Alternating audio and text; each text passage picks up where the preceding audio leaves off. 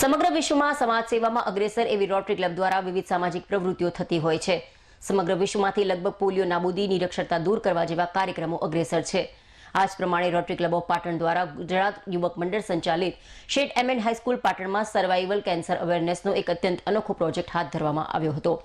Rotary club of Patan દ્વારા સમગ્ર વર્ષ દરમિયાન પાટણની તમામ શાળાઓમાં સર્વાઇવલ કેન્સરના અવેરનેસ માટે કાર્યક્રમ કરવાનું નક્કી કરવામાં આવ્યું હતું.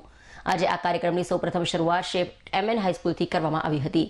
આ કાર્યક્રમમાં શેઠ એમ.એન. હાઈસ્કૂલની ધોરણ 11 અને 12ની તમામ વિદ્યાર્થીનીઓ તથા શિક્ષિકા બહેનોએ ભાગ લીધો હતો.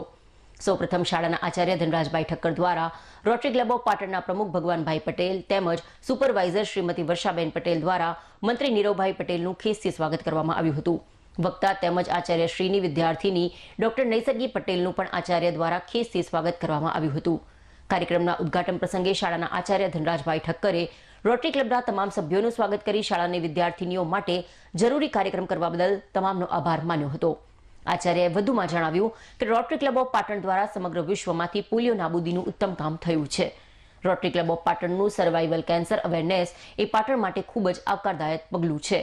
ડોક્ટર નૈસર્ગી પટેલે પોતાની વાતમાં સર્વાઇવલ કેન્સર અંગે વાત કરતા જણાવ્યું કે સર્વાઇવલ કેન્સર એ ગર્ભાશયના મુખનું દુનિયામાં ચોથા નંબરનું અને ભારત દેશમાં થતું બીજા નંબરનું સ્ત્રીઓમાં થતું કેન્સર છે. ભારત દેશમાં દર 8 મિનિટે આ કેન્સરથી એક સ્ત્રીનું મૃત્યુ થાય છે. સર્વાઇવલ કેન્સર HPVથી થાય છે. આ કેન્સરથી બચવા માટે દીકરીઓએ HPVની રસી લેવી જોઈએ. તેમજ પરિણીત સ્ત્રીઓએ સર્વાઇવલ કેન્સર સ્ક્રીનિંગ કરવામાં આવે છે. કાર્યક્રમના અંતે રોટરી ક્લબ ઓફ પાટણના મંત્રી નીરવભાઈ પટેલે વક્તા બેન ડોક્ટર નૈસર્ગી પટેલ તેમજ શેઠ એમ.એન. હાઈસ્કૂલનો આભાર માન્યો હતો.